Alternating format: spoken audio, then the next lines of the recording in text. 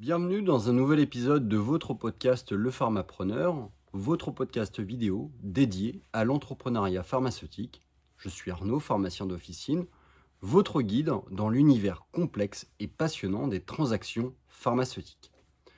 Aujourd'hui, nous plongeons dans les profondeurs du marché de la transaction des pharmacies.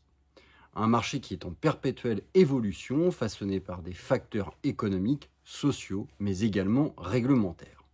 Alors, attachez vos ceintures, car nous allons explorer en détail les tendances, les défis et les perspectives qui façonnent notre secteur. Commençons par jeter un coup d'œil sur les récents bouleversements qui ont secoué le marché.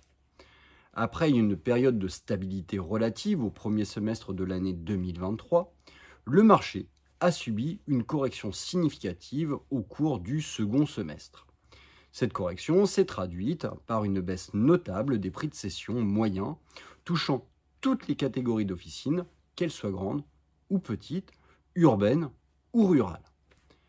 Cette tendance s'inscrit dans un contexte de retour progressif vers des modèles d'activité plus conformes aux normes traditionnelles de la pharmacie, tout en faisant face à des défis croissants en termes de rentabilité et de marge. Les données récentes, compilées par une étude réalisée par le cabinet Pharmatech sur 939 transactions, confirment cette tendance à la baisse. En 2023, le prix de cession moyen, en pourcentage du chiffre d'affaires hors taxe, a chuté de 3 points pour les pharmacies générant plus de 1,2 million d'euros de chiffre d'affaires et carrément de 5 points pour celles réalisant moins de 1,2 million d'euros. Cette baisse est particulièrement prononcée pour les pharmacies rurales où le manque de candidats acheteurs se fait ressentir, entraînant du coup une baisse de pression et donc une baisse des prix. Pourtant, malgré cette tendance baissière des prix, le marché des transactions pharmaceutiques reste dynamique.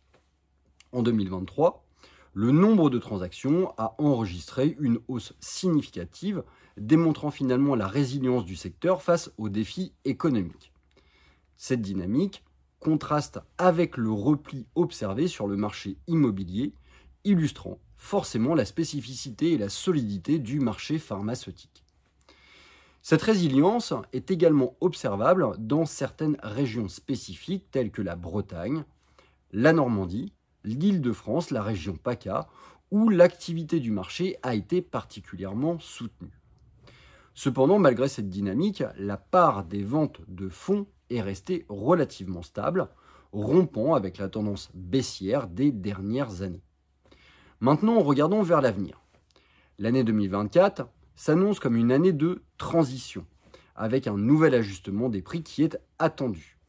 Ce sera une période cruciale où il faudra trouver un équilibre entre les intérêts des vendeurs et ceux des acquéreurs, tout en évitant aux banques de demander des apports personnels excessifs aux acheteurs potentiels. L'objectif est de favoriser des négociations qui soient équitables et bénéfiques dans toutes les parties prenantes, tout en assurant la pérennité et la prospérité du secteur. En conclusion, malgré les défis et les incertitudes, le marché pharmaceutique continue de démontrer sa résilience et son attractivité pour les entrepreneurs. Restez donc à l'écoute pour de nouvelles analyses approfondies et des actualités sur votre podcast Le Pharmapreneur. Merci d'avoir été des nôtres pour cette session d'aujourd'hui. N'oubliez pas de vous abonner pour ne manquer aucun épisode et à bientôt pour de nouvelles aventures entrepreneuriales.